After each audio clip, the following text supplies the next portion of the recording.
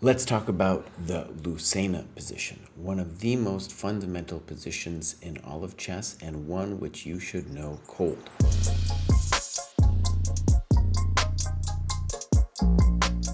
Like I said in my video on the Philidor, it's useful to divide rook endgames into ones that lead to the Philidor, where the black king achieves the blockading square in front of the passed pawn, and the Lucena, where, like here, the black king has been kicked away from the queening square.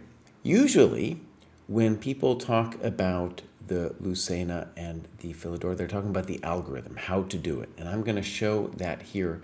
But there's more nuance to it than that, especially when we take on this broader conceptual view of what the Lucena is. And at the dojo, we have 3 positions that we have to work through and get all of them right in order to prove that we know any of the algorithms, in this case, the Lucena, right? And we'll see there's some nuance in here beyond just the algorithm. So first, let's talk about the algorithm.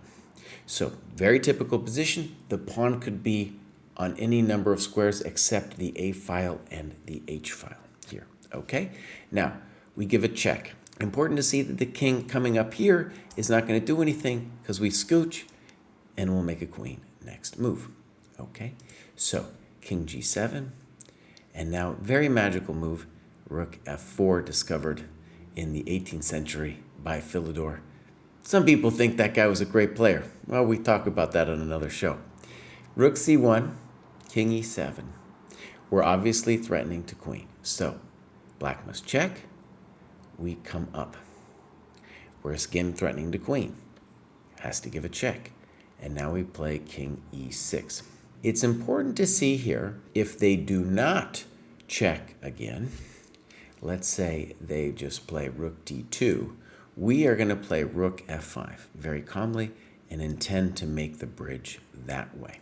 If they get clever and play king g6, this is very important, then we play rook f8.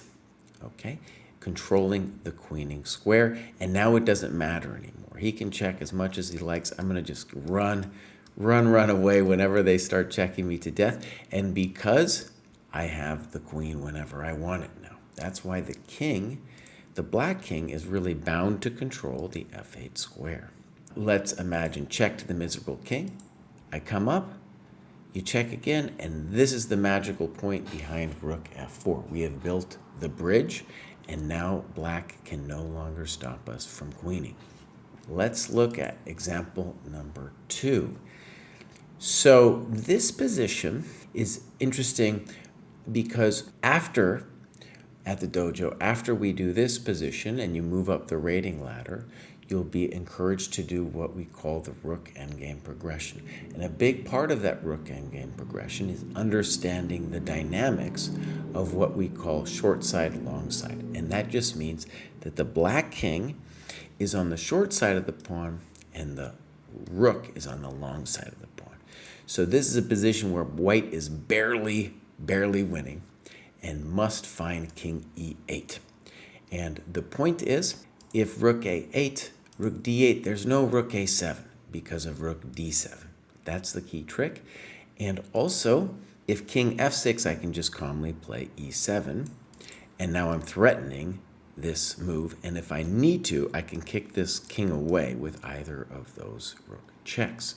This is a key thing. It might seem simple, but if you play rook d7, then we're in this long check scenario where it's impossible now for white to win. For example, now you do this, I'm going to live.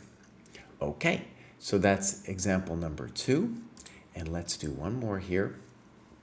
Here I want to stress that black has the very long side here. And that's why king c8 is even more important than in the last example here. Boom, that's going to be a draw. So what you can see here is these 2 positions are an introduction to where we go from the Lucena into the more complicated examples of short side, long side, which are then in the rook endgame progression.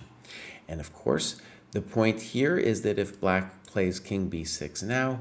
We have c7, and a very useful trick that's similar to that rook f8 example in the first Lucena position is rook c6. Very simple way to win the game, and because we are indirectly controlling the queening square, we are going to be ready to walk this king on out of here, right? And we're just going to queen. There's nothing to do about it anymore. So there it is in a nutshell, the Lucena position, one of the most central positions to practice along with the Philidor, and also really a gateway into the rook endgames in general. So I hope you join us at Dojo training program and do those 3 positions.